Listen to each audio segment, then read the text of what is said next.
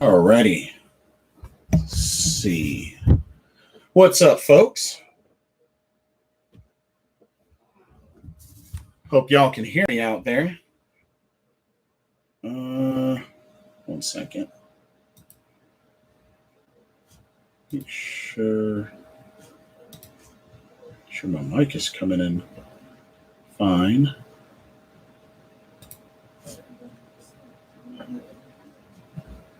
Alrighty, let me pull this close, a little bit closer.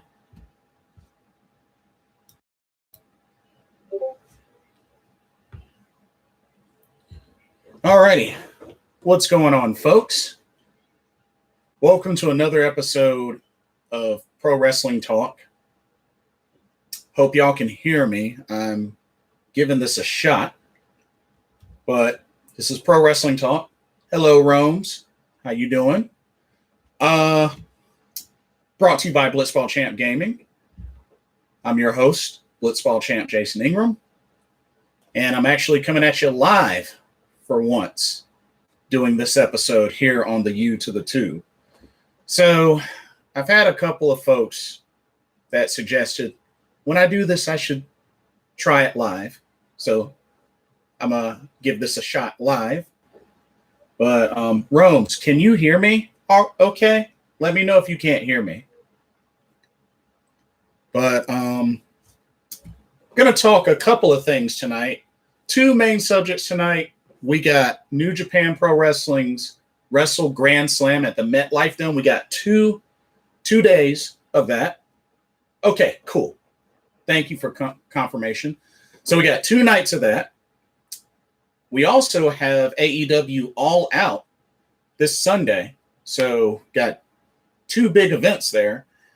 I'll also do a quick recap of the Stardom 5-star Grand Prix results. We also have a brand new high-speed champion. I'll get into that. And, of course, the usual AEW recap, WWE recap, all that nonsense. But first, before I go any further, I want to just take the time to have a moment of silence for the recently passed Scream Queen, Daphne, a.k.a. real name Shannon Spruill. I hope I said that name correctly. But, yeah, she recently passed away. Definitely an icon in women's wrestling. Somebody I used to watch a lot back in WCW and also Impact Wrestling. And she's also done some work in Shimmer as well. Very well-known woman. I used to always watch her on WCW when she was with Crowbar and David Flair. And she would always, she was the Scream Queen. And, of course, she had quite a good run in Impact Wrestling as well, but just a well-known name in the wrestling business that I've always thought was not only a good wrestler, but her gimmick was pretty entertaining, very entertaining. But yeah, she recently passed away and she will greatly be missed. So I just want to take this time to just give a quick moment of silence and also dedicate this live stream to Daphne Ungar, the Scream Queen, Shannon Spruill.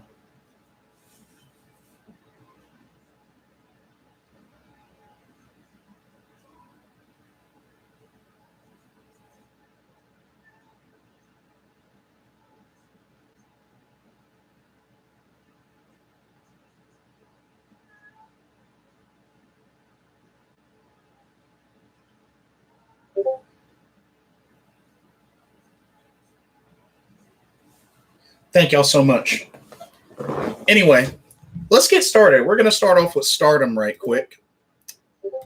And one of the big things that happened was we got ourselves a new high-speed champion.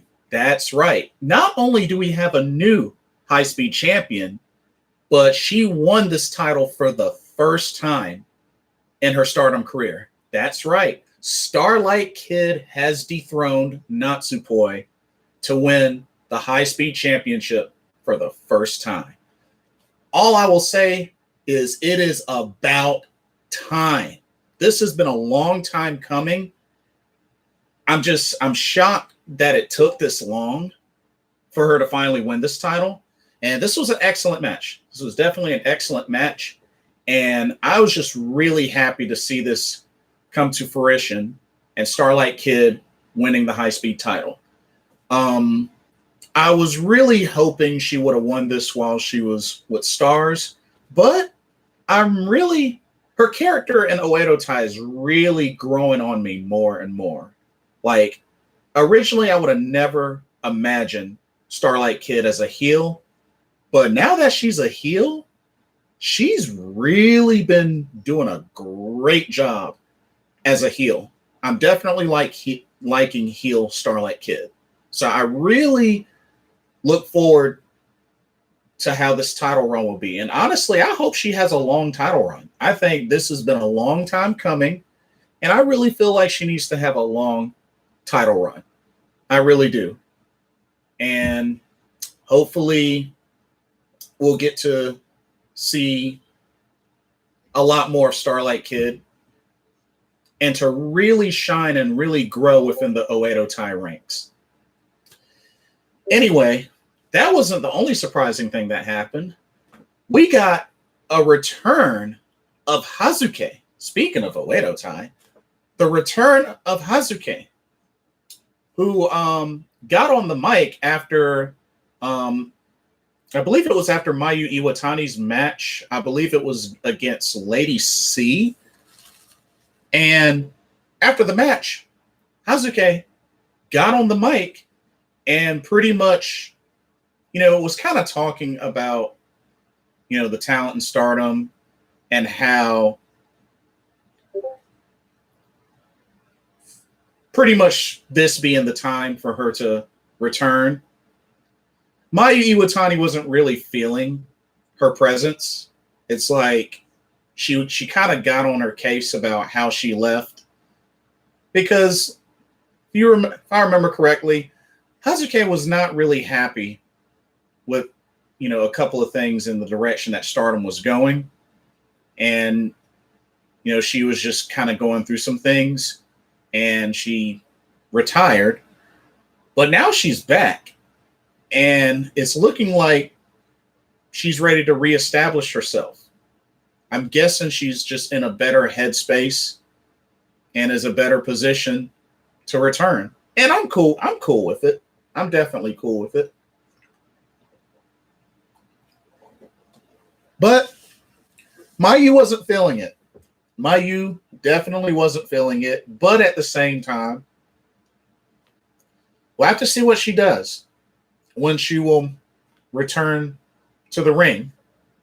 But I definitely feel like this can potentially add more to, of course, the high-speed division. Because, of course, Hazuki is a former high-speed champion, an excellent high-speed champion. And then we also have to wonder, where is her loyalty going to be? Is she going to rejoin Oedo Tai? Or, hey, she could link back up with Queen's Quest. Not too sure. Or she could stay unaffiliated. It's very, very possible. But we'll have to wait and see what happens in these coming weeks as the 5-Star Grand Prix continues and see, when we're going to see Hazuki in action. Mai Sakurai also had another trial series match, which she went up against Momo Watanabe, and of course, she lost. But she put up a really good fight. It's like, even as much of a fight that she put up against Utami Hayashishita, she even brought it more in her match against Momo Watanabe. So, I don't know. It could be one of those that she, will get really, really close each time, but end up losing. But it sounds like it's going to be similar to how when Unagi Sayaka went through her series of matches. But Her next one, I believe, is against Julia. So it'll be interesting to see how that match goes, which I'm sure she'll lose that match, but it'll be interesting to see how she does in that match. Okay, now that I got that out of the way, let's do a quick recap of the standings for the 5-star Grand Prix. All right, so let's look at the red block. So at the bottom, Himeka, even though she made her return, she has 0 points. She lost 2 matches. She's 0-2 with losses to Mayu Iwatani and Fukigen Death, which I was pissed about the loss to Fukigen Death. Like, that annoyed the crap out of me. But Himeka with 0 points. So annoying. You have Fukigen Death, Saki Kashima, Momo Watanabe, and Koguma, all with 2 points. So Fukigen Death is 1-3 with a victory over Himeka, a loss to Starlight Kid, Natsupoi, and Mina Shirakawa. Saki Kashima is 1-2 with a victory over Julia and 2 losses to Starlight Kid and Mina Shirakawa. We have Momo Watanabe, who is 1-1. She has a victory over Mayu Iwatani and a loss to Natsupoi. Koguma, who is also 1-1 with a victory over Natsupoi and a loss to Julia.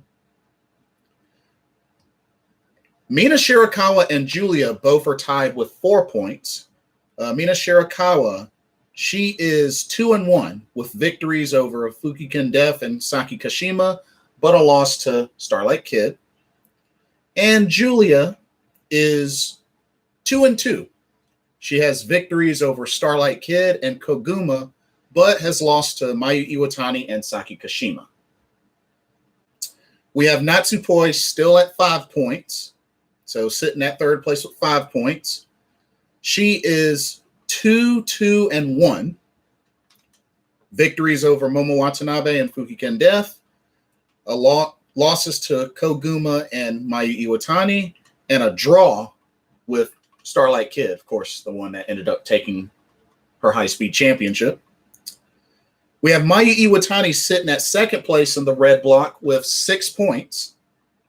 Mayu Iwatani is 3-1. She has victories over Julia, Himeka, and Natsupoi, but a loss to Momo Watanabe.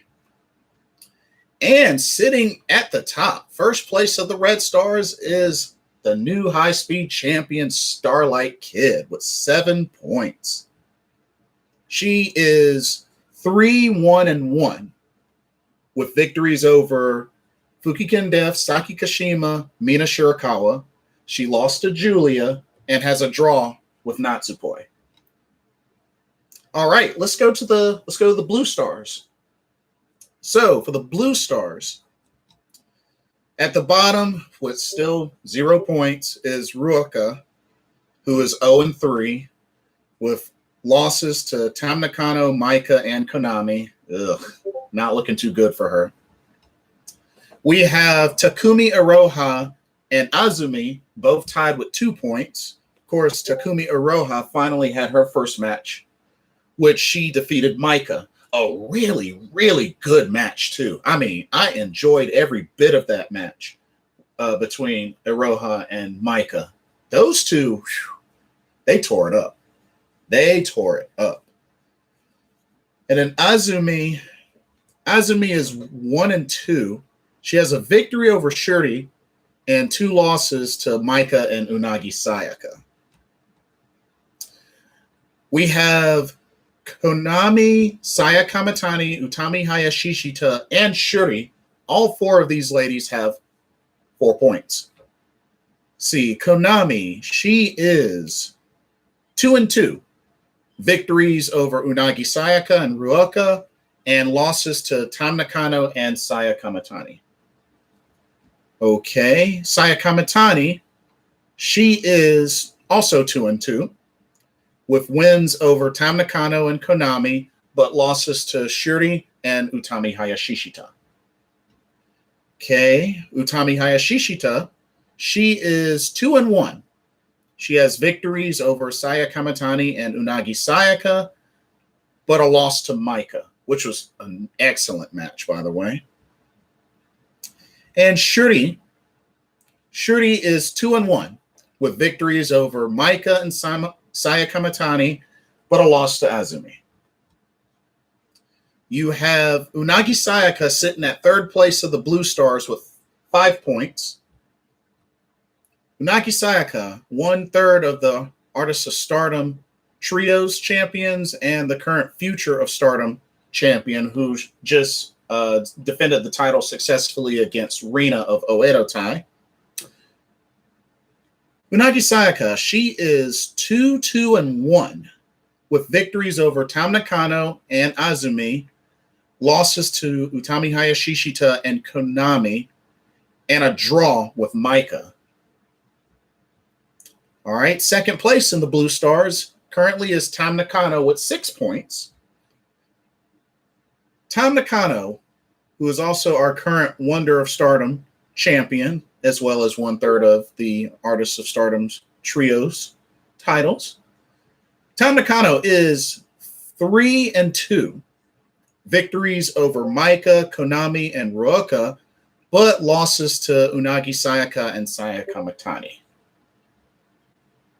And then sitting at the top, first place of the Blue Stars with 7 points is Maika. Maika looking great in this tournament. Maika is 3-3-1. So she has victories over Utami Hayashishita, Azumi, and Ruoka. She's lost to Tam Nakano, Shuri, and Takumi Iroha, and has a draw with Unagi Sayaka. So this has been quite an interesting 5-star Grand Prix so far. And, it's still plenty of matches left. I mean, we just entered into September, so we still got plenty of matches left. But this is looking very, very intense and exciting. And the finals of this tournament is still set to be on September 25th, so closer to near the end of the month. But, okay, that does it for Stardom. Let's take a look at New Japan Pro Wrestling. We got 2 nights of Wrestle Grand Slam at the MetLife Dome. So let's preview the cards. Certified Hustler, how's it going? Good to see you. Welcome to this episode of Pro Wrestling Talk. Okay, let's take a look at the card for Wrestle Grand Slam. This is 2 nights. It's this weekend, Saturday, September 4th, and Sunday, September 5th.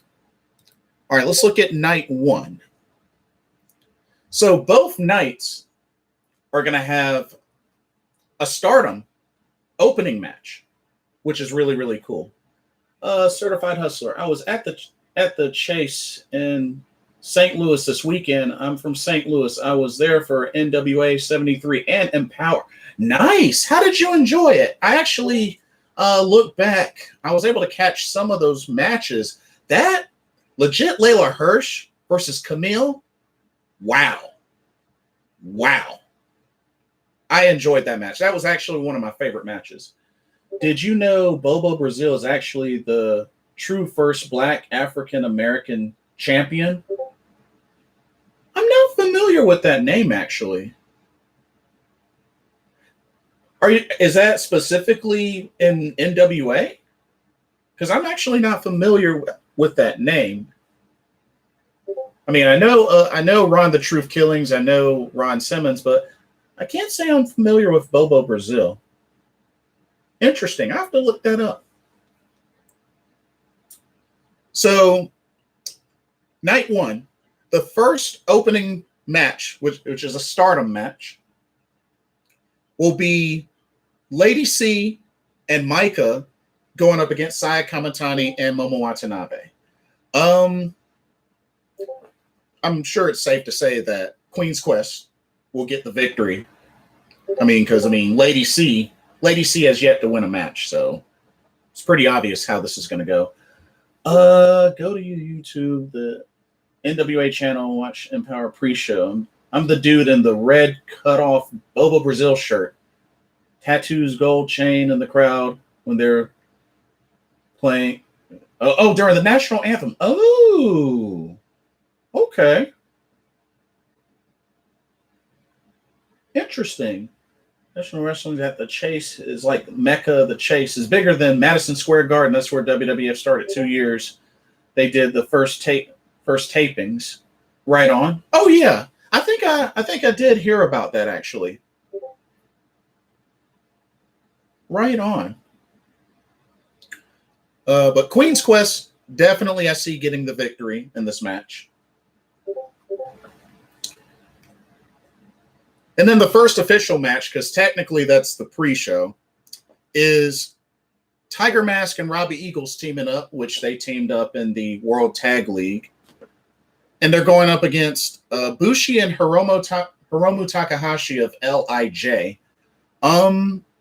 That actually could go either way, especially considering how well Tiger Mask and Robbie Eagles did in the World Tag League. Google Bobo Brazil. Back in the 50s and 60s, he was an African-American champion that wrestled strap. The NWA never acknowledged him. They always said Ron Simmons was the first. Right now, Google Bobo Brazil, first black African-American champion. He's first in any promotion. Gotcha. Who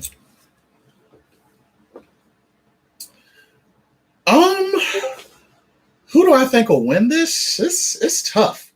This is tough. This could actually go either way.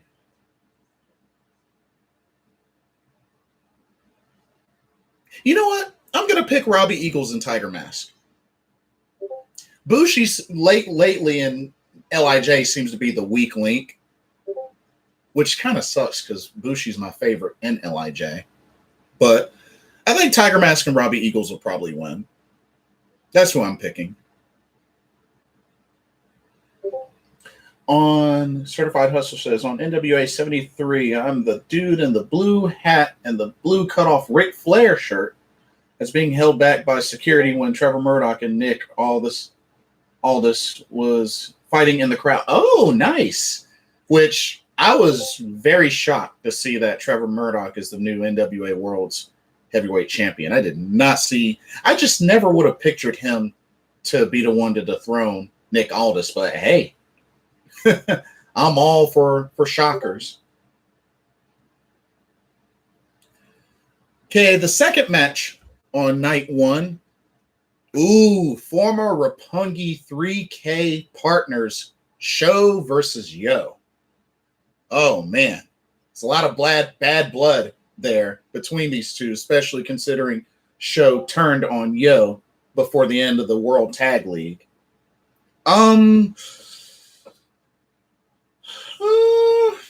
It's hard to pick one.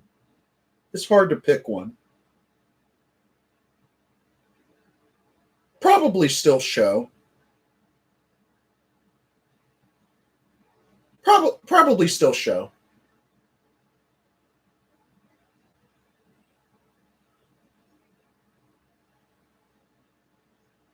First territory Vince McMahon brought was 1983 was the Chase. That time he was paying $50,000 a week. What did you?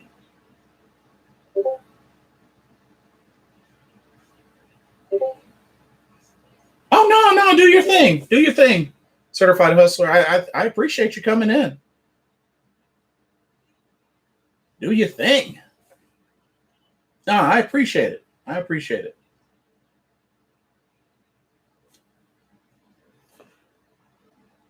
gonna say Sho.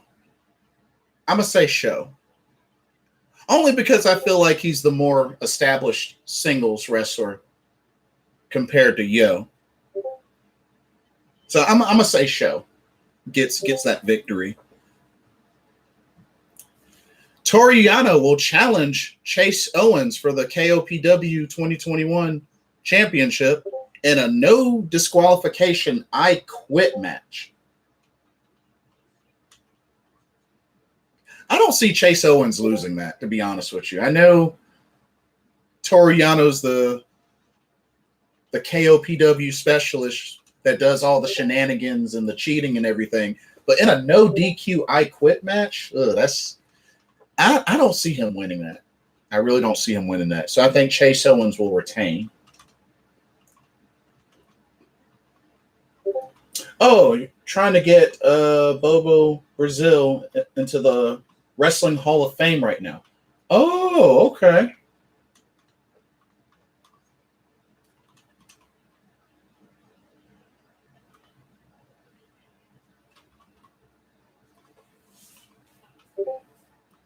Did a whole video on Bobo Brazil. Interesting. I have to keep that in mind.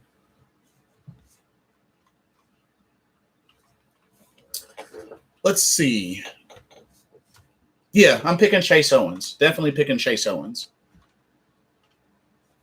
And then next up, we got a singles match between Rainmaker, Kazeeshka Okada versus Jeff Cobb. You know what? It would not surprise me if Jeff Cobb pulled off the upset. It would not surprise me. It wouldn't surprise me at all.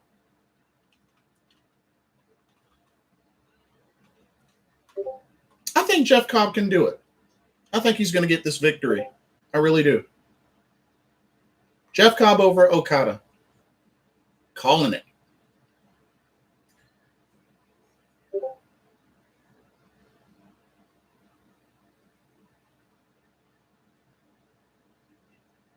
Trevor Murdoch from St. Louis. Yeah, I remember watching a lot of Trevor Murdoch back in WWE when he was tag team champions with Lance Cade. Quite a great tag team. And I remember watching around the first few seasons of NWA Power, seeing quite a bit of Trevor Murdoch. But it'll be interesting to see how long of a NWA World's Heavyweight Championship title run he has. Like I said, I think that's interesting that he's the one that dethroned Nick Aldis. That's impressive. I wouldn't have called that, but hey, I can dig it. The main event of night one will be the IWGP United States Heavyweight Championship match as Hiroshi Tanahashi, who dethroned Lance Archer, will defend the title against Kota Ibushi. Ooh. Oh, man. Part of me wants to say Tanahashi, but he's going up against Kota Ibushi. So really, this could go either way. But I would hate to see Tanahashi lose this title in his first defense. I'm gonna say Tanahashi only because I don't think they're gonna have him lose in his first defense. I could be wrong, given that he's going up against Kota Ibushi, but I don't want him to lose the title in the first defense, though. Yeah, I'm gonna go Tanahashi. But okay, so that's night one, which is Saturday.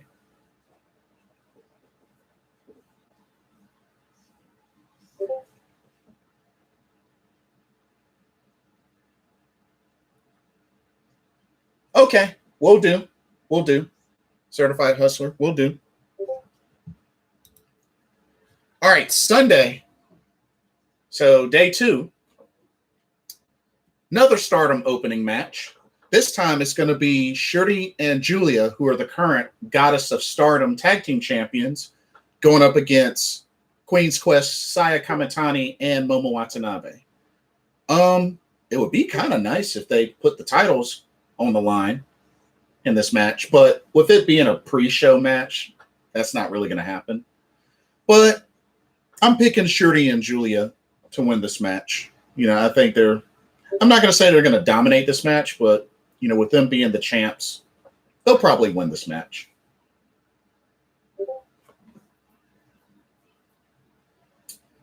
Um, Devon, Eric, Bruiser, Brody, Abdullah the Butcher, who is a favorite of my dad's. My dad loved Abdullah the Butcher. You know, it was Oh, you're a Gemini? I'm a Gemini. Nice.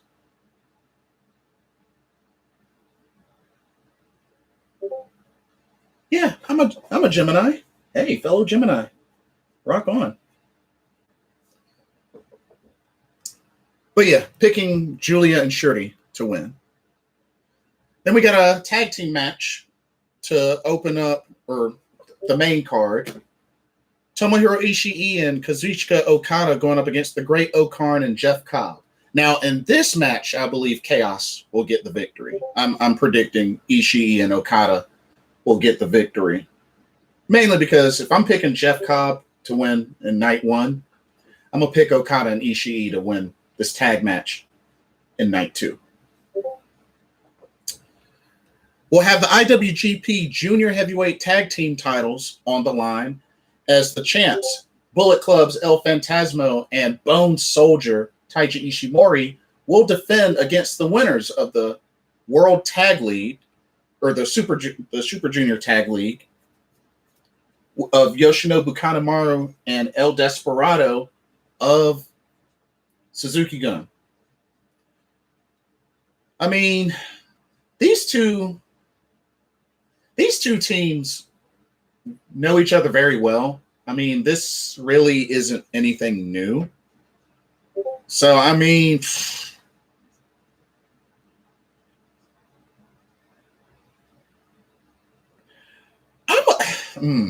I can't say that I really favor one team over the other, to be honest with you.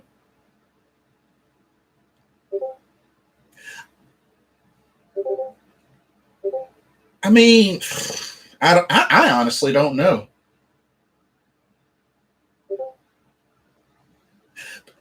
I'm going to probably stick with Bullet Club. But honestly, either one really is fine with me. Because, like I said, these two teams know each other very well. They've wrestled each other multiple times. So this could really go either way. But I'm going to just say Bullet Club.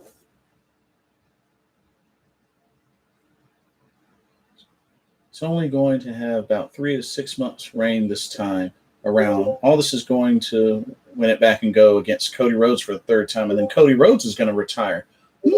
Interesting. Interesting prediction. So Trevor Murdoch, about a 3 to 6 month reign.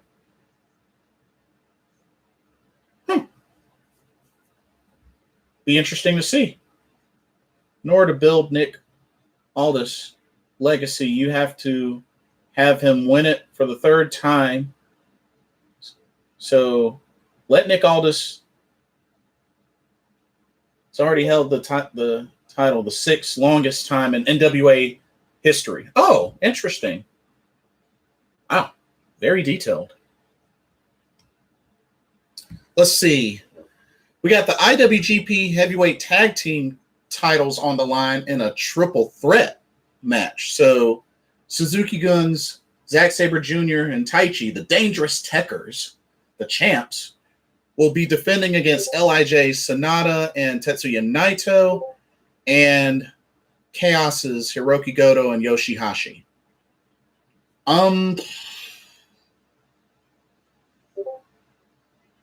Part of me wants LIJ to win, mainly because they had such a short tag title reign when they had the titles. So I would like them to get the titles back personally, but it wouldn't surprise me if the Dangerous Techers retain.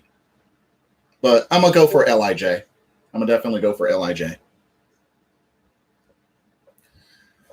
We also got the IWGP Junior Heavyweight Championship on the line as Robbie Eagles will make his first title defense against a returning Hiromu Takahashi of LIJ.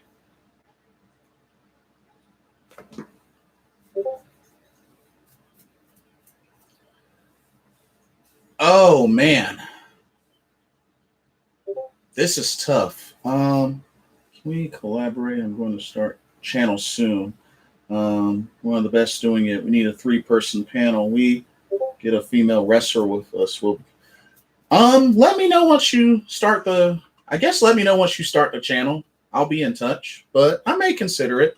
I mean, I really just not too long ago started doing the pro wrestling talk, so I kind of want to get a little more consistent. I just started doing this live for the first time, so I want to get a little bit more consistent. But definitely let me know when you start that channel, Certified Hustler.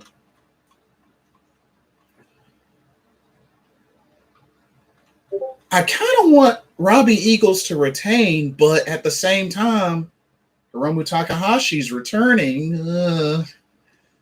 I don't want him to win it just yet. I'm going to pull for Robbie Eagles, but I'm going to be a little upset if Hiromu wins because I want to see Robbie Eagles actually have a decent title run. Yeah, I want him to have a decent title run. And then the main event will be the IWGP World Heavyweight Championship, where Shingo Takagi will defend the title against Evil. Honestly, I'm not really sold on this being the main event, but this is what we have. I don't know, it's kind of a weak main event compared to what it could be, but it is what it is, and I'm picking Shingo to retain. I don't see Evil winning. I think Shingo will retain. But those are your cards for both days of Wrestle Grand Slam in at the MetLife Dome. So should be a good event. Should be a really good event. And then also keep an eye out because afterwards in a few weeks will be the start of the G1 Climax, the 31st G1 Climax. So this is going to be interesting. Hopefully this will be a really good tournament. Not to mention, I want to get an idea. I hope during this Wrestle Grand Slam event that they'll let us know who the competitors are for the G1 Climax. I hope they'll reveal those. Nick Aldis versus Cody Rhodes 3 soon. Then Cody retires. That'd be an interesting way of retiring. By the way, Buddy Murphy signed to Impact. Yes, that I did hear. I've been keeping up with little video clips that he's been doing, which were very interesting. But Buddy Murphy to Impact makes sense to me. I think he could thrive well in the X division. And, I've liked the guy. I felt like he was an excellent cruiserweight champion. And also he was a former NXT tag team champion with Wesley Blake.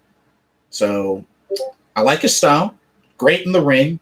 I hope he can be successful in Impact. Like I said, I think he fits perfectly in the X division. And who knows, maybe we'll see him make some appearances in AEW as well. Okay. So let's move on to, let's go ahead and do AEW. Do a quick recap. So we had the go home show of Dynamite, which was decent overall. So opened up with FTR with a tag team rematch against Proud and Powerful, Santana, and Ortiz. First of all, I'm really, really happy to see Cash Wheeler back. Like, I was there in Charlotte the night where he had the injury, the elbow injury where flesh ripped from the turnbuckle. Thankfully, he was able to wrestle because he had posted a picture of that injury on his not YouTube, Twitter, and he had described him having nerve damage and that in that elbow, and I was just like, yikes. I saw the picture. I was just like, ugh. But thankfully, he was able to wrestle in this match. You know, he had the arm sleeve. Luthez held it twice for 1,000 days, and then there's 4 other men to do it longer than Nick. 1,044 day reign. Oh, okay. No, it's all good. It's all good. You're fine. This match was great. Proud and Powerful came out with the dead president's face paint, which I thought was pretty cool. I think the last time they used that face paint was for the Stadium Stampede at Double or Nothing, which was a great match, which was a really great match, by the way. But definitely enjoyed this run back between these two teams. And it was cool to see Santana and Ortiz pick up the victory. So these two teams are 1-1, actually, because remember, FTR got the victory in Charlotte. IWGP and NWA should work together. I take it you mean New Japan Pro Wrestling and NWA should work together? New Japan Pro Wrestling and NWA. That'd be an interesting combo. That'd be a pretty interesting combo. I can't vision it, but it's intriguing. It's intriguing.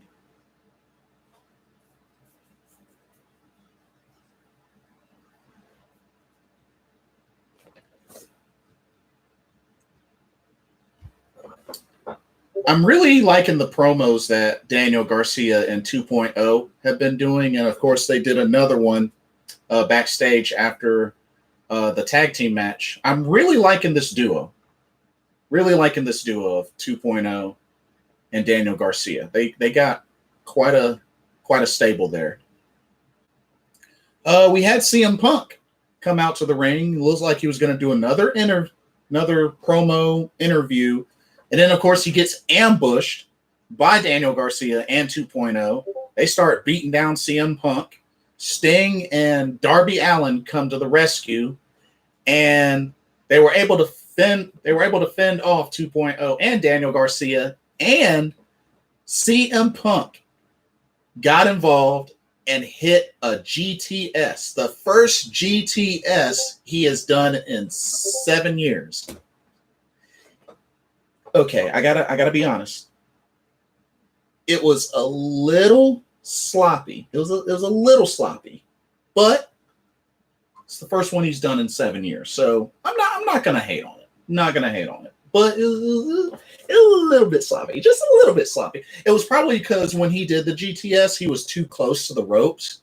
So I don't think he really established a good position when he did it. He still executed just fine. It just, I think because he was so close to the ropes, it was a little sloppy.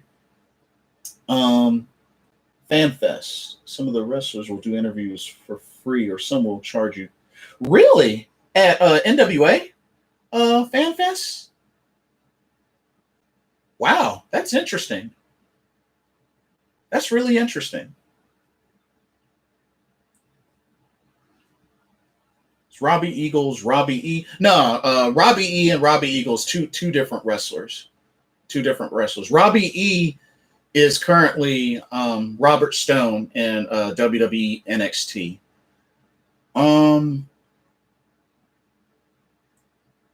Can I give? Are you comfortable sharing that information on YouTube Live, dude? Like, let's hold off on that for now. Let's hold off on that for now, unless you're comfortable enough doing that. Let's see.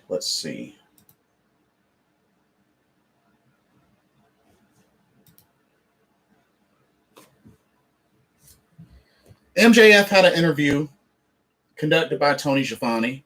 Of course, more and more build up for his match at All Out against Chris Jericho. I tell you, man, MJF on the mic. This guy, I believe, in due time is going to be the top heel in AEW.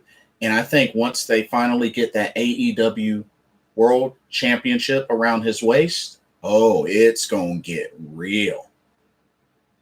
I'm actually looking forward to it. We had freshly squeezed Orange Cassidy going up against TH2's Jack Evans. Of course, best friends were there, as well as Big Money Matt Hardy. This was actually a pretty decent match. I mean, I am a little annoyed that lately THQ has been in more singles matches than in tag team matches. Like, I really want to see them do more tag team matches. It's just, I don't know, it's a little bit annoying. But, I mean, this was a pretty decent match. I mean, I didn't really have a lot of complaints about this match. But Orange Cassidy was able to get the victory, and it was kind of annoying because he got the victory during a commercial picture-in-picture. That was like the one thing that was just like, the timing of that. Like, I was okay with the match. I just didn't like the fact that it happened during the picture-in-picture. So, okay, that was probably the one bad thing. I hate... Oh, Certified Hustler, you hate AEW? Why you hate AEW? Why you hate AEW?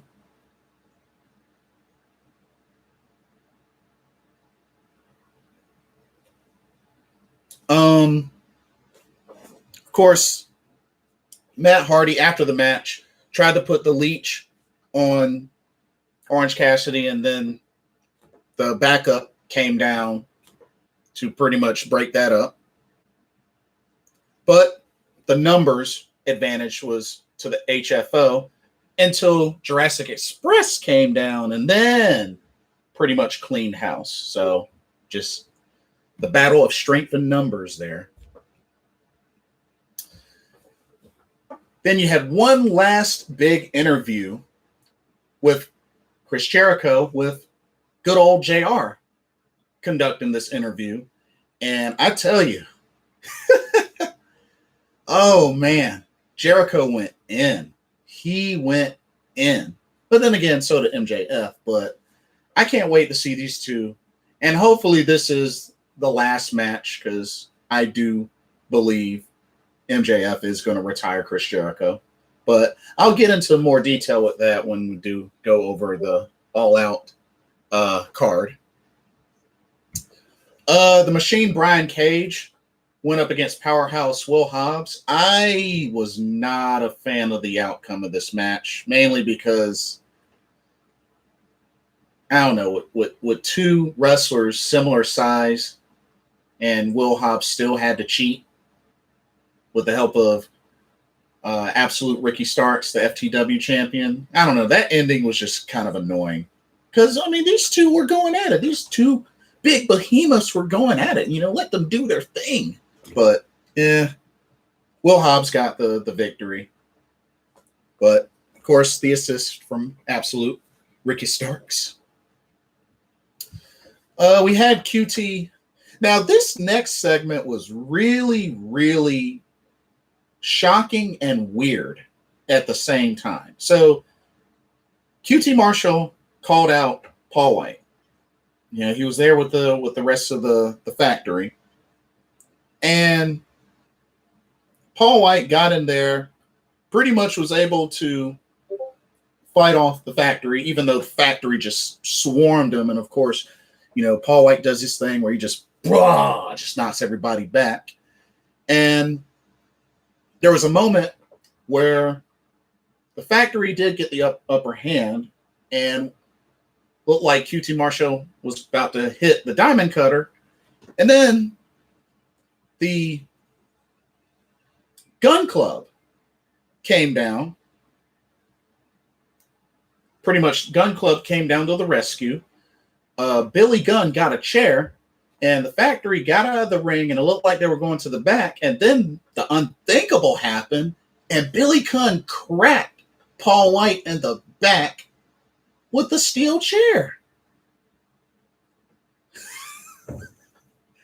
So now the Gun Club are heels. Wow, poor Paul White. The Great Muta, my favorite wrestler of all time. Great Muta. Favorite female wrestler, Gail Kim. Favorite tag team, Motor City Machine Guns. So just a little FYI there for you, certified hustler. Yeah, this was a weird segment. The Gun Club now heels, turning on Paul White. And I wonder how this is going to affect. The match at All Out, because we got Paul White versus QT Marshall at All Out. So yeah, this is going to be weird. Are you not tired of live in Chicago? We got CM Punk live for the next 4 weeks. I don't mind. I mean, it's pretty much just all build up for when he has his match with Darby Allen. So they're going to advertise the mess out of him. It doesn't surprise me. It doesn't surprise me. They're going to advertise the mess out of CM Punk up into this pay-per-view. So it is what it is. I don't mind it. Next up, we had Dr. Britt Baker, DMD.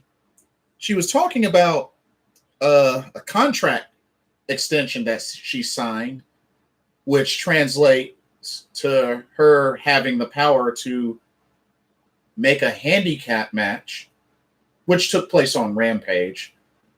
Jamie Hayter and Rebel, not Reba. 2-on-1 handicap match against Chris Statlander. Just out of the blue. I was like, okay. Weird. NWA Fan Fest. That is pretty neat. That is pretty neat that they allow interviews like that. That's crazy. We had Penelope Ford, accompanied by the Bunny, going up against Ty Conti. And this was actually a really good match. They traded move for move. This was actually a really good match. Ty Conti was able to get the victory, got a roll up after Ford accidentally had a collision with the Bunny. Ty Conti got the roll up, and then of course after the match they had the double team attack. The Bunny and Penelope Ford just start beating down Ty Conti. And then Dark Order's theme hit, and out comes a returning Anna Jay, Ty Conti's BFF, comes down to the ring, scares everybody off, and her and Ty Conti embrace. Her BFF is back. Not only that, Anna Jay will also be competing at All Out in the women's Battle Royal, Casino Battle Royal. So, hey, Anna Jay returning to the ring. I love it. I love it. All right, main event. So, a pretty crazy main event. So, we had the Elite in the form of the Young Bucks and the Good Brothers going up against the Lucha Bros and Jurassic Express. Now, of course, I mean, this had a pretty crazy ending. And, of course, when you got these four teams in the ring at the same time, I mean,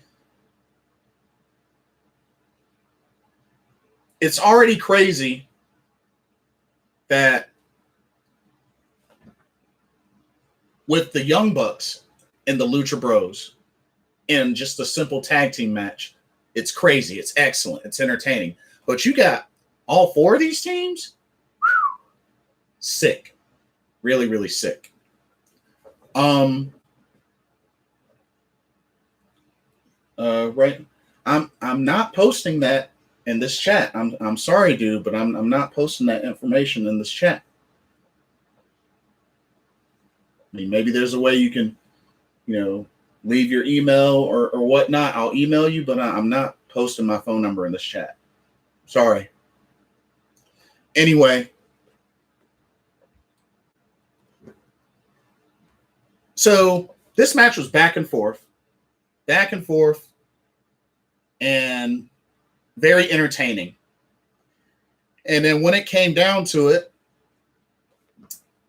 the Young Bucks were able to hit a Meltzer driver on Rey Fenix after he pretty much got caught. Even after Rey Fenix did a very impressive double cutter,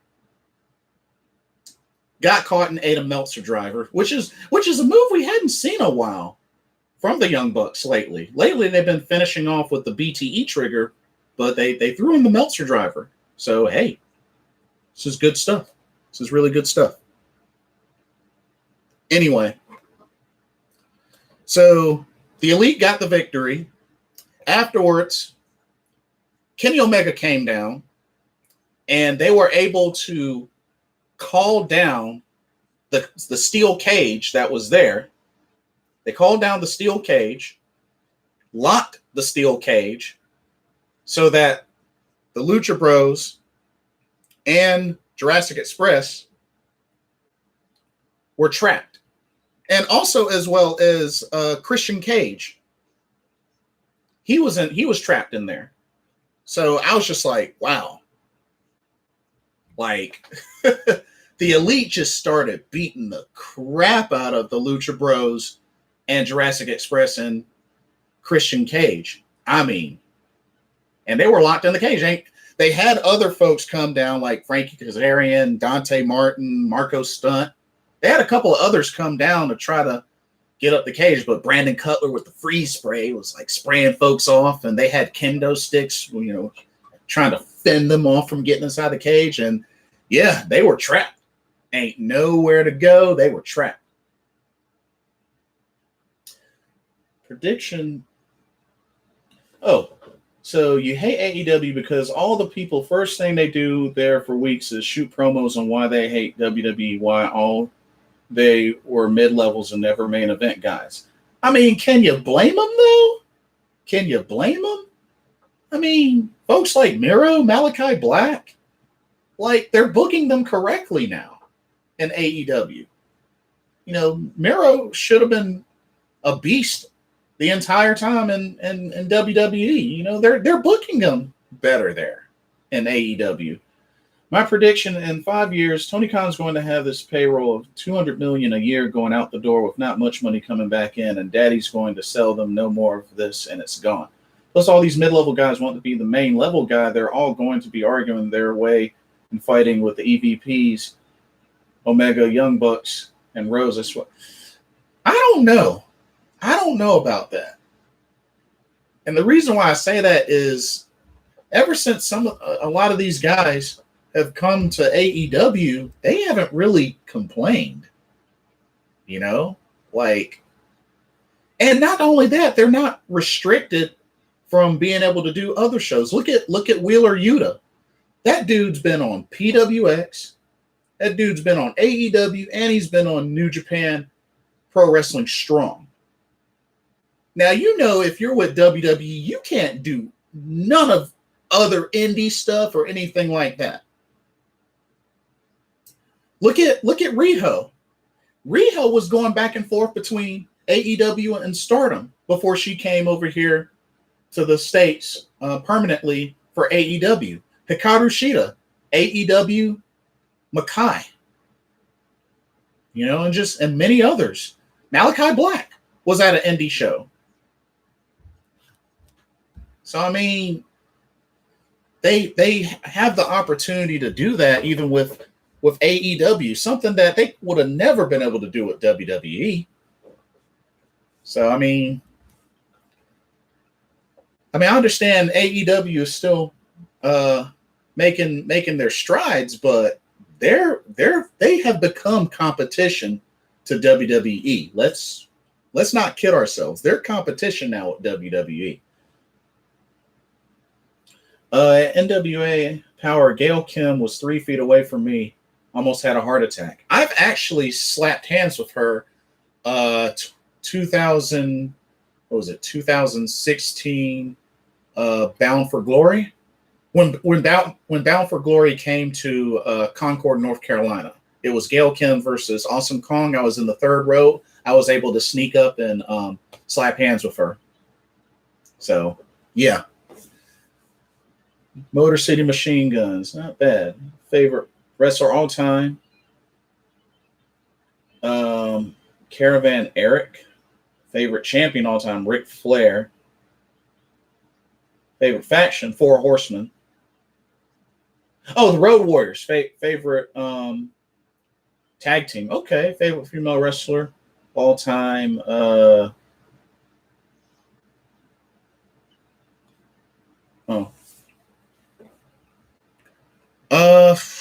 So yeah, that was AEW Dynamite. So pretty interesting. Kerry Von Erich. Oh, that's your favorite wrestler of all time? Oh, interesting. Okay. Nice. And then looking at AEW Dynamite, or not Dynamite, Rampage. So had a few matches. Had opened up with Malachi Black versus Lee Johnson. And I mean, this match lasted a lot longer than I thought. But it was savage. I mean, when it was that bad to the point where Malachi brought in a chair, laid it down for Lee Johnson to use it on him, taunting him at the same time. And of course, Lee Johnson wasn't going to use it on him because that's a DQ. Ate a black mass, and that was it. Of course, Dustin Rhodes came down to scare off Malachi Black, and it looks like he wants a piece of Malachi Black next Wednesday on Dynamite. So Dustin Rhodes versus Malachi Black. That should be interesting. We also had the handicap match. Chris Statlander going up against both Jamie Hayter and Rebel. And I have to say, the highlight of that match was the double team where Chris Statlander fed both ladies like they were about to do a flatliner, and then she did a sweep to the point where the momentum caused the two ladies to give each other a flatliner. I thought that was pretty cool. I thought that was really, really cool. But Chris Statlander was able to get the victory. And, of course, they were going to beat her down. And then Red Velvet came out to even the odds. But, yeah, it's only to prep Chris Statlander for her championship match at All Out. That's right. She's number 1 ranked contender, and she's got her match with Britt Baker. She's got her title shot, so it should be good. Should be really good. I'm looking forward to it. Because Chris Statlander, during her time in AEW, I don't think she's had a championship match.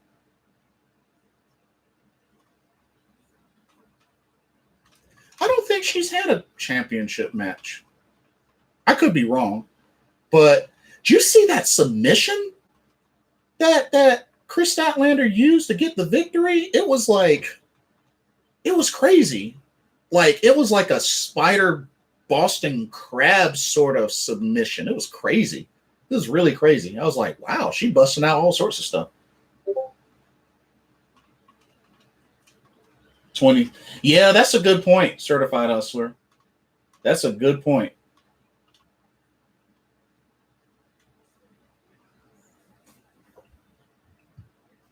Anyway, So that was a good match. Of course, Red Velvet had Chris Statlander's back. And then the main event was Darby Allen versus Daniel Garcia, which was a good match. Definitely a nice little warm-up match for Darby Allen going into All Out, because he's going to be facing CM Punk. But this was a good match. Good back and forth match. But Darby Allen was able to get a twisting kind of sunset flip twisting roll-up pin where he had like his legs crossed or something like that and was able to get the victory. And then, of course, 2.0 with the after-match attack on Darby Allen. CM Punk came down and pretty much was able to help scare off 2.0 and Daniel Garcia. And then Darby Allen came face-to-face with CM Punk for one last time. And that was a pretty good way to end Rampage. Like I said, not a lot happened on Rampage. They did have a segment with Miro and Eddie Kingston, which was a pretty funny segment. But of course, we got their match at All Out for the TNT Championship, so that should be really good.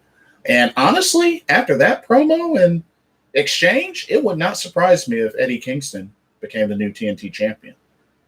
But enough of that. Let's actually go into the All Out card.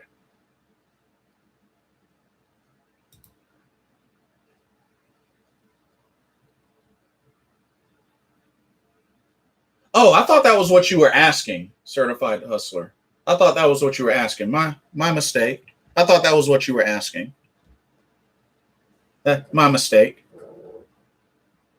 Okay. Let's take a look at the card for AEW All Out. So one thing I do want to point out that unfortunately due to travel restrictions, Pac versus Andrade El Idolo will not happen at AEW All Out, but they have rescheduled it for next Friday's AEW Rampage. So we are still going to get that match. It's just it'll be on AEW Rampage next week. So keep that in mind. But that match is still going to happen, just not at All Out.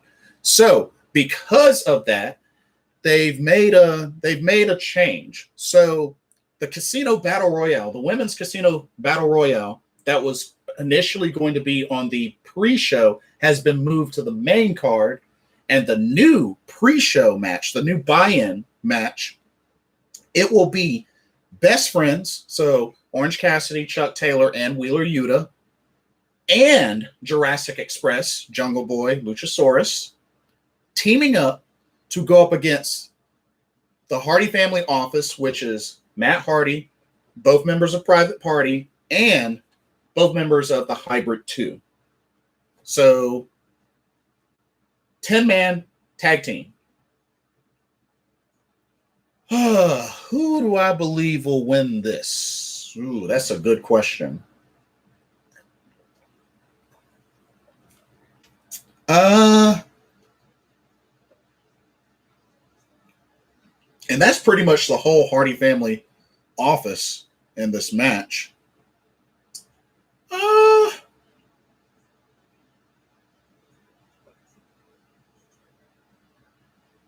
Probably of the Hardy Family Office, mainly because Best Friends have kind of gotten the momentum lately, especially Orange Cassidy. So I'm going to say the Hardy Family Office and the Hybrid 2 get the victory. And then next up, we got the 21 women Casino Battle Royale. So the winner of this Battle Royale will get a future AEW Women's Championship match. So let's look at who's been announced for this 21 women Casino Battle Royal. We got Nyla Rose. We got Thunder Rosa. We got the Bunny.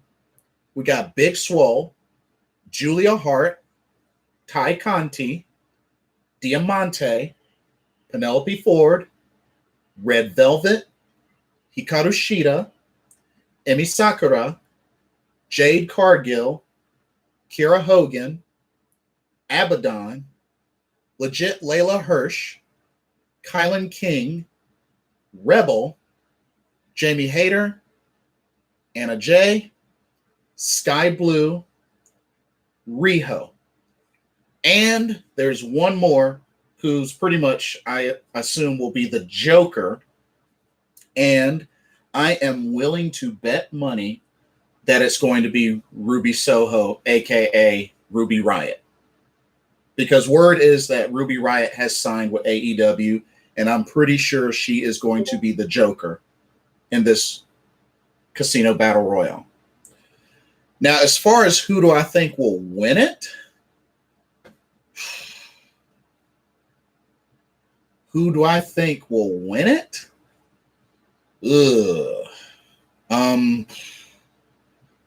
Okay, let's just go through each competitor. Nyla Rose, nope. Thunder Rosa. Here's my thing about Thunder Rosa. I'll go ahead and say this. I talked to a few of my friends about this, and they made a good point. I think it is a good prediction that Thunder Rosa will be the one to dethrone Dr. Britt Baker, DMD. But I don't see them doing it too early. And the thing is, if Thunder Rosa were to win this match, my prediction would probably be that she would get the title shot at Full Gear, which should be the last pay-per-view of AEW for the year. But still, you want Britt Baker to have a good title run. Because we got to remember, Hikaru Shida had the belt for more than a year. So, I don't know if Britt Baker will have it for a year, but I think she definitely needs to go into 2022 with the championship. So, I don't know if they have Thunder Rosa win this and they just have her title match saved for way, way later. But I would think that the winner of this match would probably get the title shot at Full Gear. But Thunder Rosa might be a possibility, but I don't think it's going to be her. The Bunny, no. Big Swole, no. Julia Hart, no. Ty Conti might be a possibility. Might actually be a possibility. Ty Conti's been strong in AEW. She hasn't really lost that many matches. She's been very strong. So Ty Conti would be a possibility. Diamante, nah. Penelope Ford, nah. Red Velvet, nope. Hikaru Shida, I mean, she will probably eventually get a rematch at some point, just not anytime soon. Emi Sakura, no. Jade Cargill, I'm going to tell you right now, I do not like Jade Cargill, but it wouldn't surprise me if she won this Casino Battle Royale. I hope she doesn't. She's been undefeated, but I got a bad feeling that she might win this Battle Royal. I really hope she doesn't. I don't like her, but it's very possible that she could win this Battle Royal. Kiera Hogan, no. Abaddon might be an option, actually. Abaddon might be an option. I'd be okay with Abaddon. Legit Layla Hirsch, probably not. She just had a NWA Women's World Championship title match, so probably not Layla Hirsch. Kylan King, no. Rebel, no. Jamie Hayter, no. Anna Jay, I know Anna Jay just returned, but I'm going to say no. I really want to see her get back into having some singles matches and get her reestablished. It's good that she's in this match, but I do want to see her in some singles matches, which will probably happen. Riho. I love Riho. I just don't think she'll win this. But I do feel that Riho deserves a title match at some point because she never got another AEW Women's World Championship title shot since losing that title. She never once got a rematch or another title shot since she lost it. So I think Riho should get at least another title match. Sky Blue would be interesting, but I don't think she'll win it. But it would be interesting if she did, but I don't think she'll win it. And the Joker, who, like I said, I think will be Ruby Soho. Do I see her winning it? Nah. Would be nice, but I don't see her winning it. So really, the only three just at the top of my head that I could really picture: Ty Conti, Jade Cargill, Abaddon. I could be wrong, but those are my three picks. Those are my three picks. All right, we got a singles match between John Moxley and Satoshi Kojima. This should be good. I actually enjoyed Moxley's match against Yuji Nagata.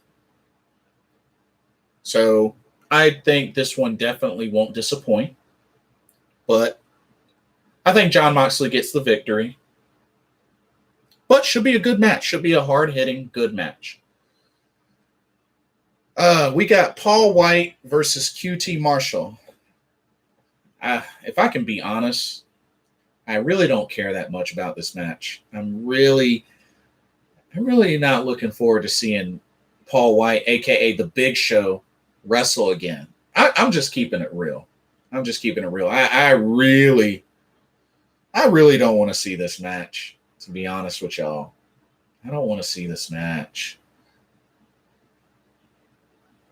But I'm sure Paul White will get the victory, but not a match I'm interested in. Okay, we got Chris Jericho versus MJF. The stipulation is if Jericho loses, he must retire from in-ring competition. And I think that's exactly what's going to happen, because I believe MJF will dethrone and retire Chris Jericho, and Chris Jericho will therefore pass the torch to MJF.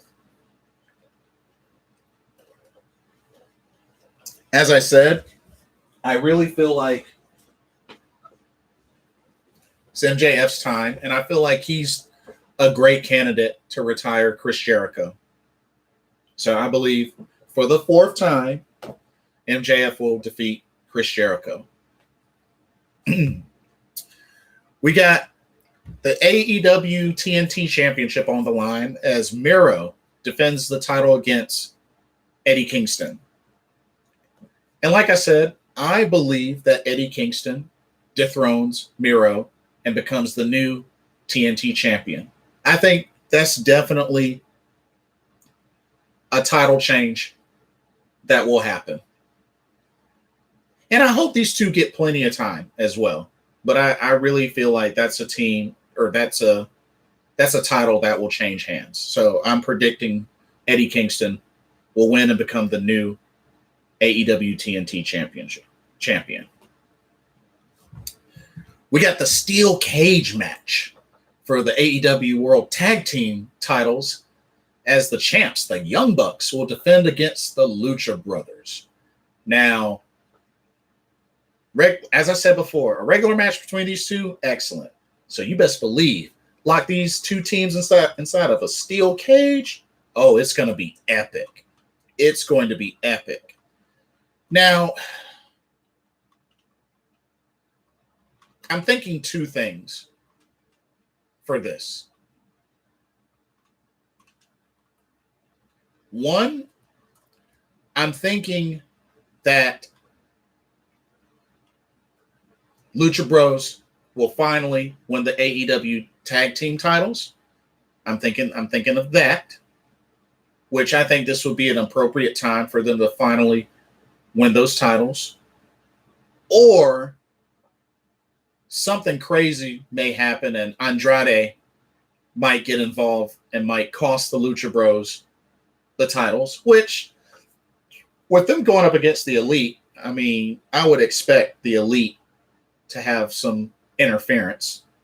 So this second option may be less likely to happen, but I would love to see the Lucha Brothers become the new AEW World Tag Team Champions.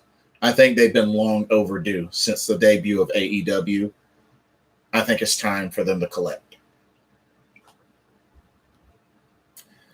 Dr. Britt Baker, DMD, the AEW Women's World Champion, will defend the title against Chris Statlander. I think this has potential to be a great match. Chris Statlander has been really bringing it, but I do believe she's going to come up short. It'll be a great match, but I believe she's going to come up short. And Dr. Britt Baker, DMD, will retain. We got CM Punk's in-ring return against Darby Allen. Now,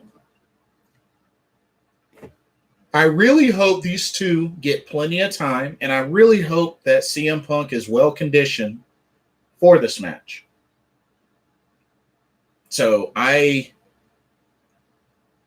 expect this match to really, really carry strong. But I would like to see CM Punk get the victory. I do. But hey, this should be one of those matches that's going to end up getting the This Is Awesome chant. No doubt. Here's hoping. And then what I assume will be the main event, be the AEW World Championship, as Kenny Omega will defend the title against Christian Cage. Now, even though Christian Cage did dethrone Kenny Omega for the Impact Wrestling World Championship, I do believe that Kenny Omega will retain the AEW World Championship. So I think it's going to be a really great match, but I think Kenny Omega retains. So overall, I'm predicting 1 to 2 title changes at AEW All Out.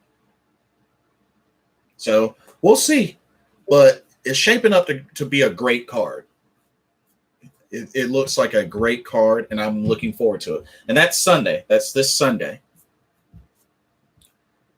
And that does it for AEW. Let's get into WWE. Starting off with Raw. Oh, man. Shayna Baszler loses once again to Rhea Ripley.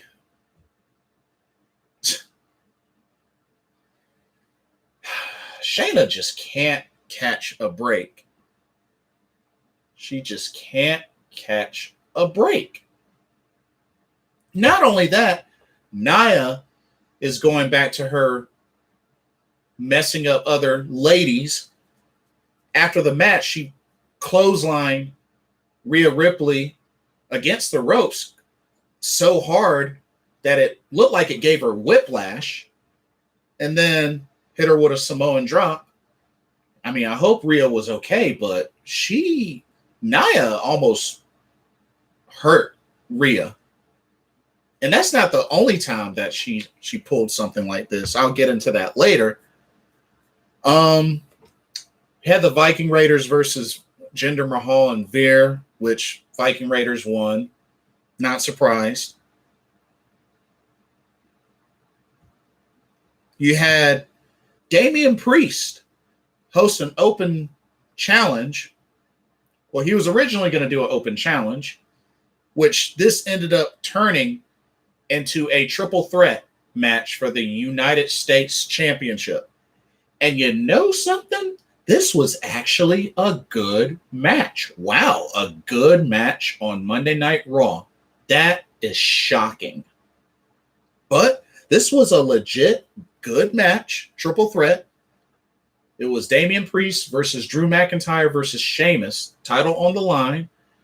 And I have to say, I did not think Drew McIntyre would get pinned in this match. I did not think he would get pinned.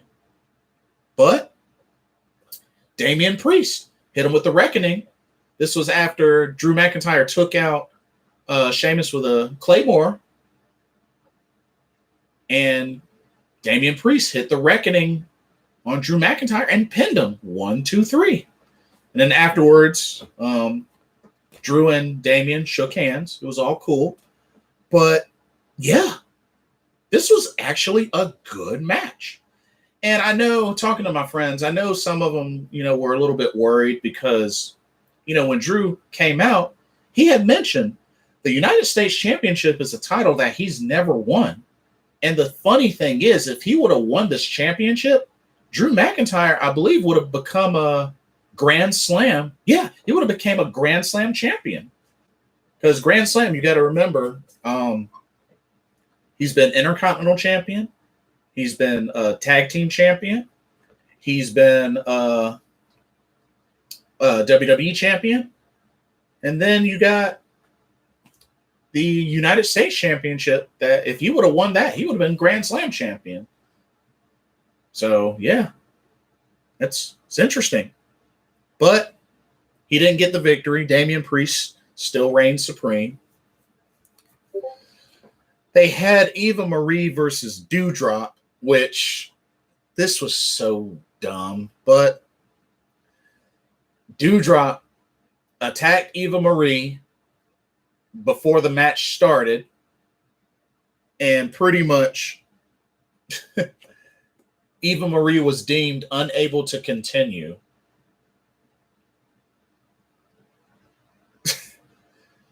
Or actually, scratch that, unable to compete.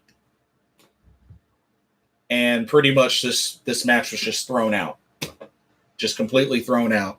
And of course, Dewdrop got on the mic, and the winner is a Dewdrop. So, really, really dumb. But hey, at least we didn't get to see Eva Marie wrestle. So, hey, the less of her wrestling, the better. Karrion Kross squashed Humberto Carrillo. You had Nia Jax versus Charlotte Flair, which they did a shoot during the match. Because, there was a segment where Nia Jax in the match pretty much dropped Charlotte on her head. Didn't look good. And, they kind of exchanged some words and started shooting, boxing, hitting each other. I was just like, oh, shoot. But once again, this is Nia Jax. She is not safe in the ring. And I just really feel like they really need to address this head on. She needs, get some more training in.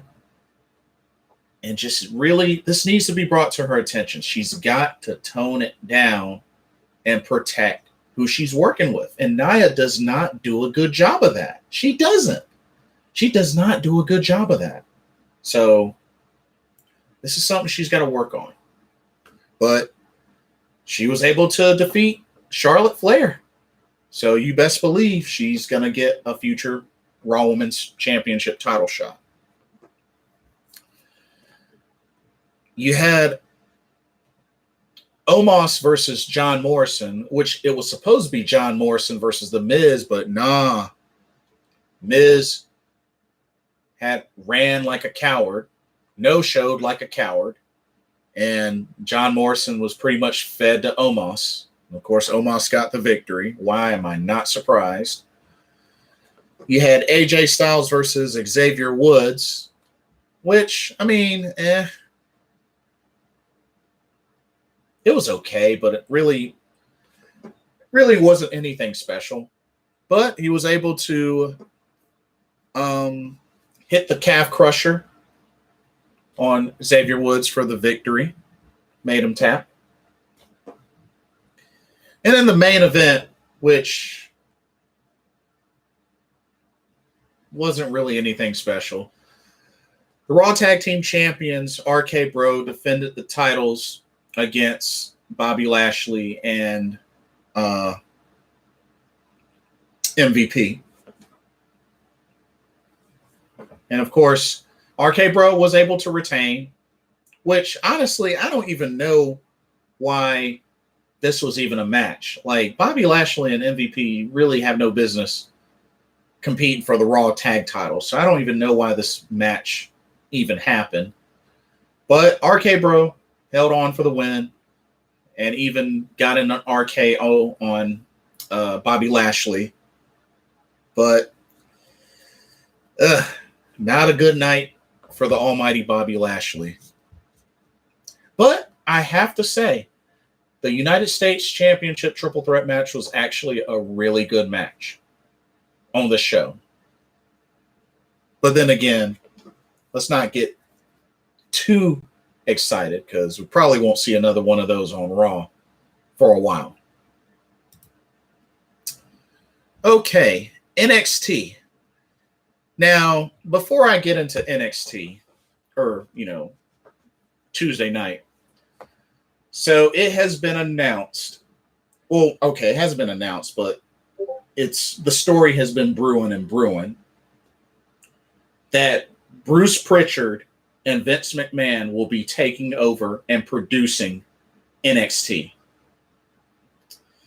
The new NXT with the new logo, it's been said will begin on September 14th. So not next week, but the week after, which is also going to be the NXT where we will see the wedding of Index. But yeah. So RIP NXT, because I really don't see this going well with Pritchard and McMahon producing, especially the main parts of NXT. This is not going to go too well, if you ask me. But we'll see what happens. Anyway, NXT started off with a match between Mandy Rose and Sarray. Now, I was a little bit worried about this because it's like, okay, this is Mandy Rose's first match in NXT. Please don't have her beat Sarray. Sarray, who just recently lost to Dakota Kai. But Sarray got a countout victory after doing the running drop kick to Mandy Rose, pretty much hitting her to the point where JC Jane and Gigi Dolan got like a towel, covered her face, and took Mandy Rose out of there and gave Sarray the count-out victory, which was kind of lame. But hey, Sarray's not going to complain. We had Kyle O'Reilly versus Duke Hudson. This was actually a good match because Duke Hudson was really working Kyle O'Reilly, but Kyle O'Reilly was able to get in a very nice heel hook on it was like a heel hook, and was able to get Duke Hudson to tap out. Like, it was a very nice finish. I was definitely digging that finish.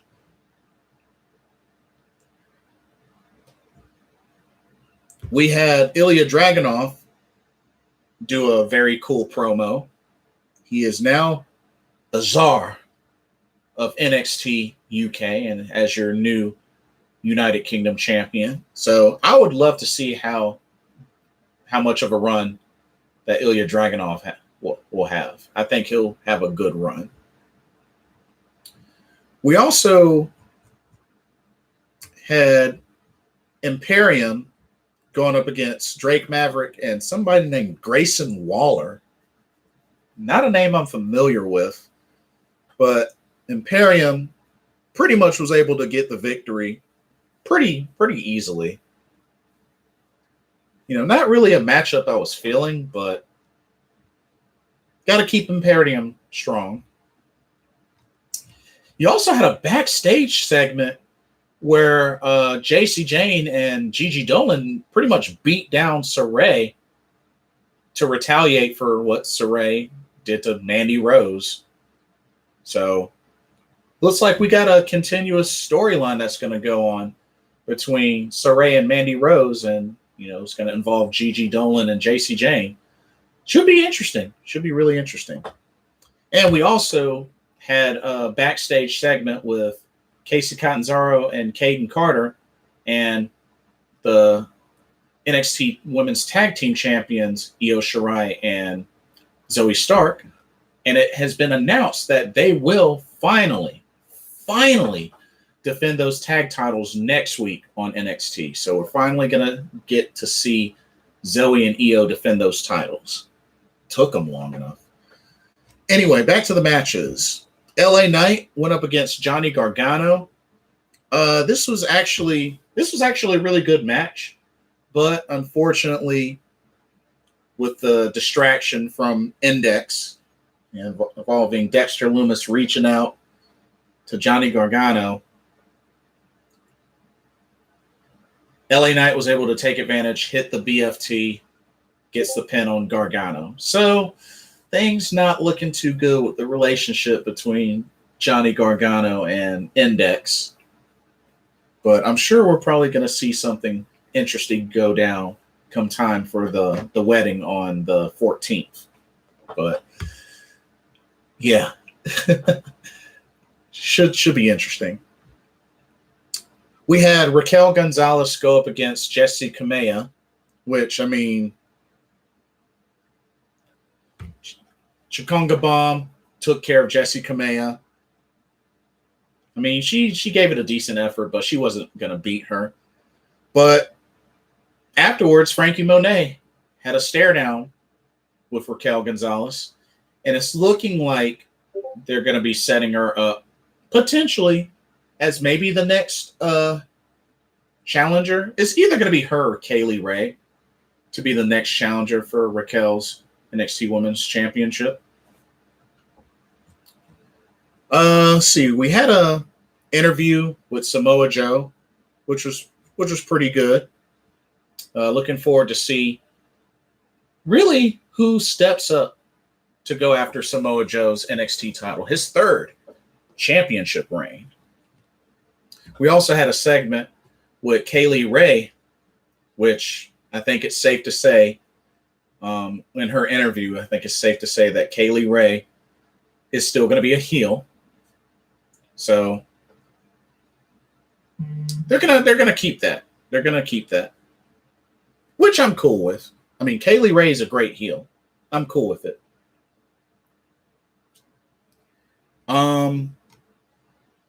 Let's see. We had Roderick Strong versus Ika Menjiro, which, I mean,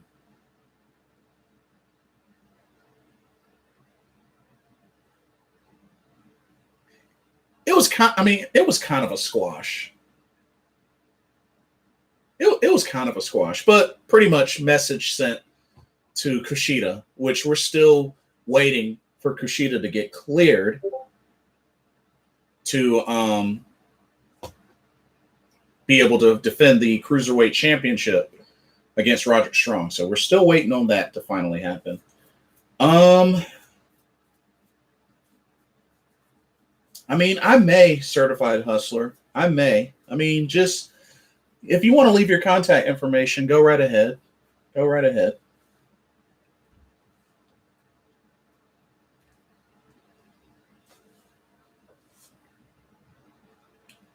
And then we have the main event, which was Ridge Holland versus Tommaso Ciampa.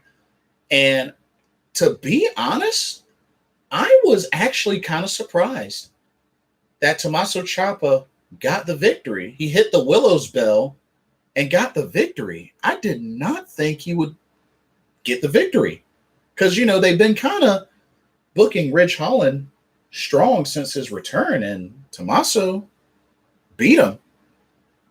I mean, it was a great match, great back and forth match. And of course, Oney Lorcan, Danny Burch, Pete Dunne, and Ridge Holland began the beatdown after the match. But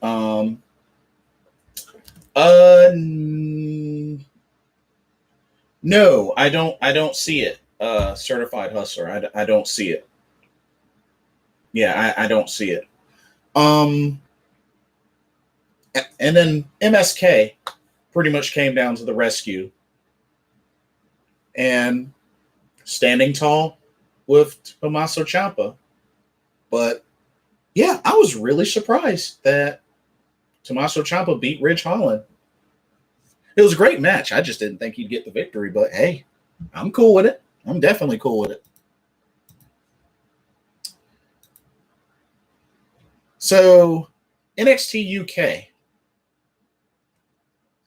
So, starting off, this was kind of a blah segment, but Nina Samuels, Blair Davenport supposed to have their match. This ended up being a no contest because pretty much Blair Davenport ended up attacking Nina Samuels during her entrance once she got into the ring and just beat down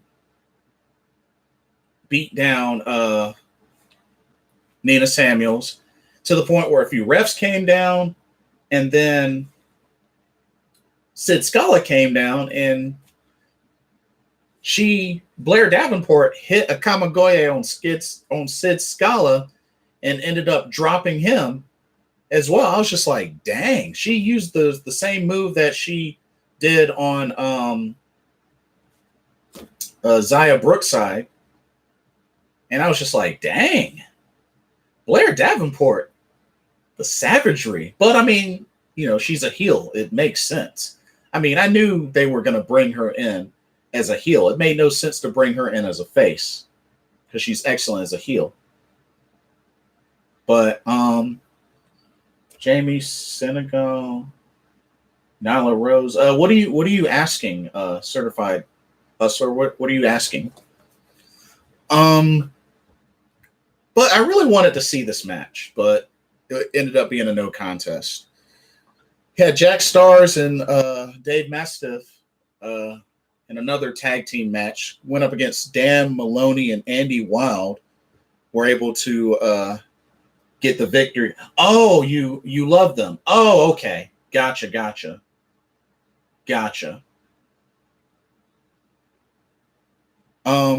But yeah, they were able to get this tag team victory. Nothing too special. You had a really good back and forth match between Amel and Amelia McKenzie, which Amelia McKenzie was able to get the roll up victory, but looks like her being joined at the wing of Meiko Satomura has been paying off because now Amelia McKenzie's winning some matches. Oh, Jamie's boyfriend? Oh, interesting. Nice. Right on.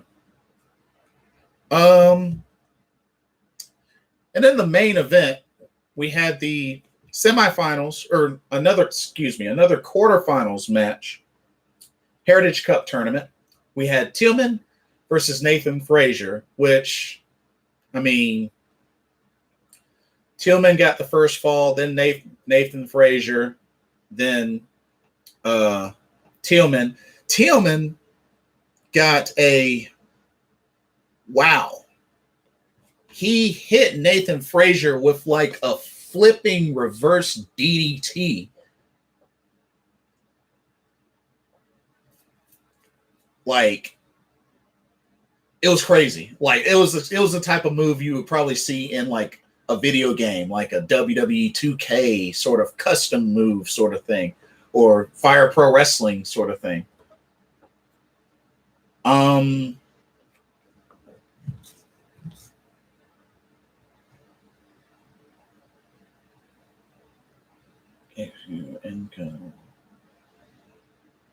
Okay.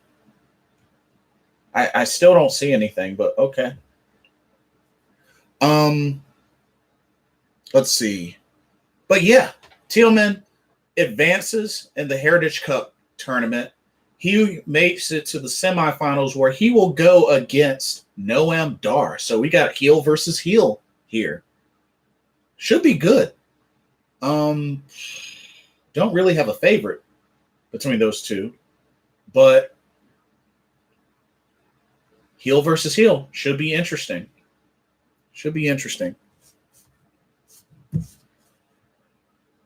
And then Friday Night SmackDown, which Friday Night SmackDown was kind of bland in a way. It was kind of bland.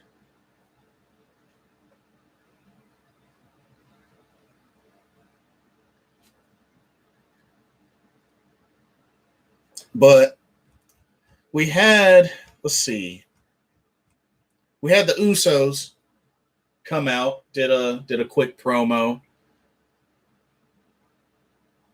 Street Profits fired back, and we have our first match, tag team match. Street Profits and the Usos, which the Street Profits ended up winning by disqualification.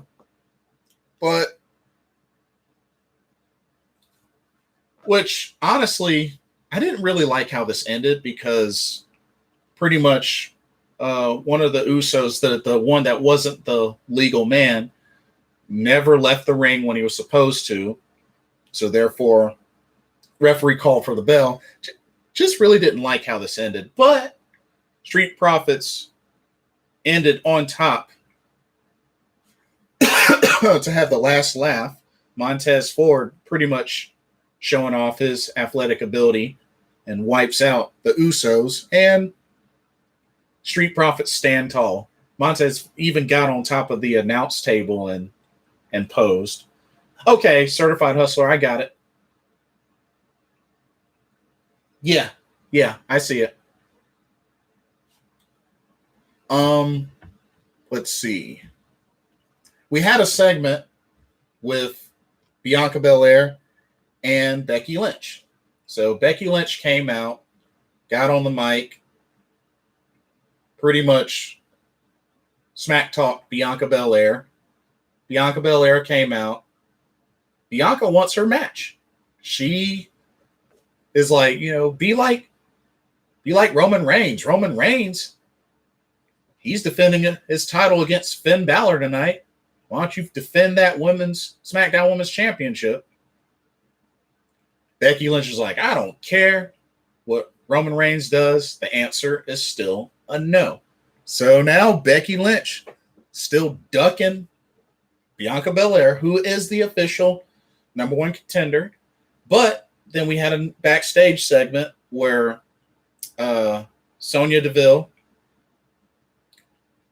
let her know, and Sonya Deville and Adam Pearce let her know that they are going to have this championship match, but it will be at Extreme Rules. And next week's SmackDown, they will have a contract signing. They'll have a contract signing. So Becky Lynch and Bianca Belair. So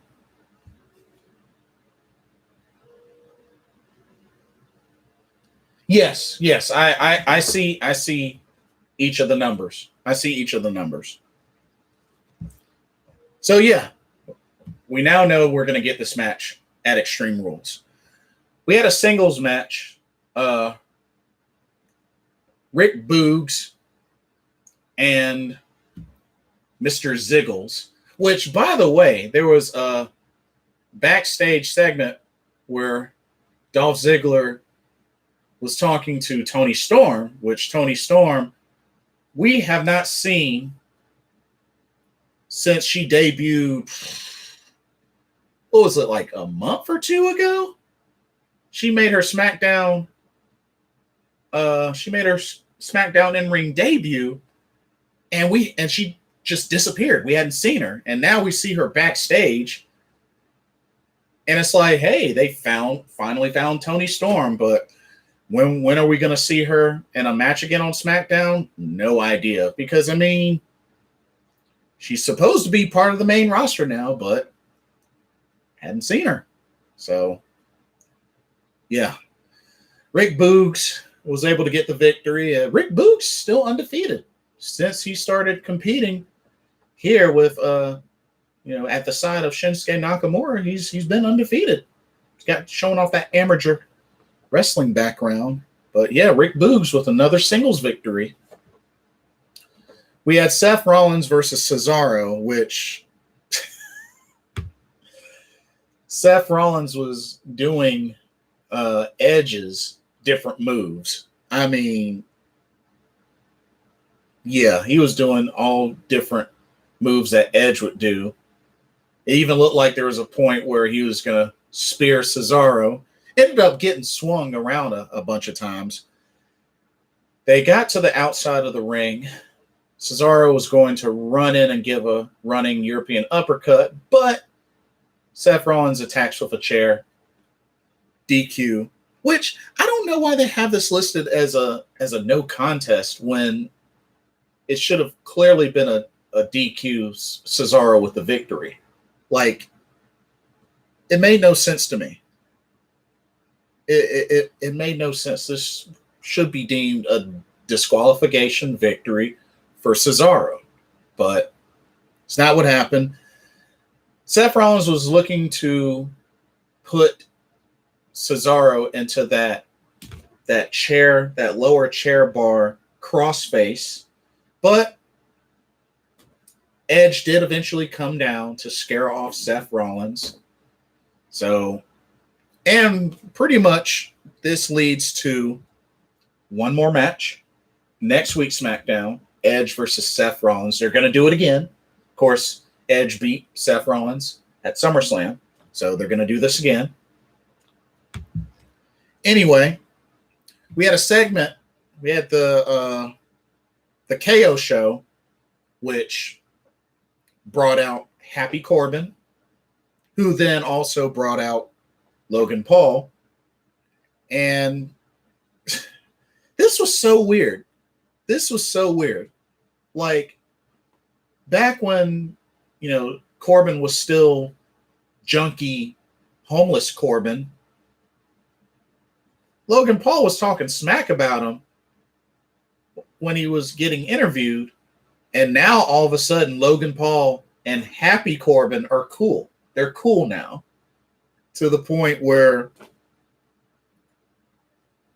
Logan Paul and Kevin Owens kind of had a little scuffle. Kevin Owens was going to attack Logan Paul. Baron Corbin dropped him and then hit him with a choke slam. And of course, Baron Corbin, Happy Corbin's all smiles. But it's like, yeah, him and Logan Paul are dabbing it up. They're cool now. And I'm just like, this is the same dude that talked trash about you, called you an a-hole, and now y'all are cool? He must have paid him off. Happy Corbin must have paid off Logan Paul. That's what happened. He must have paid him off. But I just thought it was weird. I thought it was a really weird segment. Had a Sami Zayn versus Dominic Mysterio, the rematch, because WWE likes to do that a whole lot. And once again, Dominic Mysterio eats a haluva kick, gets pinned. Just freaking go ahead and split up the Mysterios already, because that's what's going to happen. That's what's going to happen. They're going to split up the Mysterios. I hate that they're doing it this way, because they should have really had a much longer tag title run, but they're going to split up the Mysterios. It's only a matter of time. It's only a matter of time. Anyway, main event, Finn Balor versus Roman Reigns for the Universal Championship. And of course, the Usos come out with the preemptive attack on Finn Balor before even Roman Reigns comes out. Hit him with the steel steps, messed up his midsection and all that.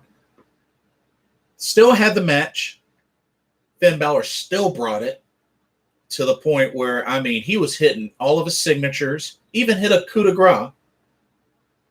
Of course, Roman Reigns kicks out of all the finishers. Then he eventually was able to lock in the guillotine on Finn Balor. He tried to reach for the ropes, but couldn't quite get there. And before he could get there, he passed out. Roman Reigns retains the title with a submission victory. But as Roman Reigns and Paul Heyman were leaving, the arena lights flashed red, and you could hear the sound of a heartbeat. It wasn't a repeated heartbeat. It was just one. It was just one. Now, if you paid attention, you know what that means. Oh, snap. Could they be teasing the return of the Demon King, Finn Balor?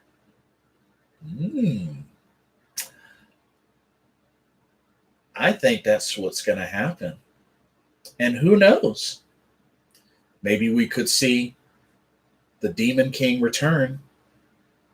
Maybe Extreme Rules.